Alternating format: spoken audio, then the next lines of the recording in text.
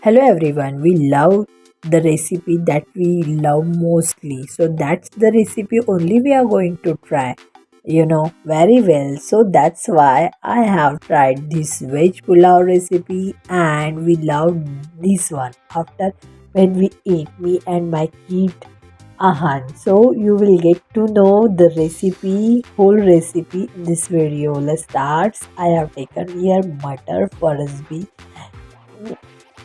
coriander, ginger, garlic, tomato, chopped onion, and add cauliflower here, capsicum as well. I have taken 2 tablespoon oil, put cumin seeds, mustard, and clove, bay leaf, cardamom, chili, onion, tomato, and after it takes brown, add in there whole vegetables, add biryani masala, any biryani masala you can add.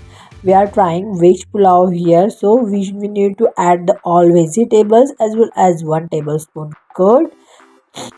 When it will make some, let's cook first whole vegetable and add water, 50% of extra of that rice, and add the rice. Then after that close the lid. When it will finish after 3 or 4 cities, yeah, you can see this is ready amazing pulao, and I have served in a dish, and I have just put there on a coriander on a top side for get to know the best picture in the for the pulao.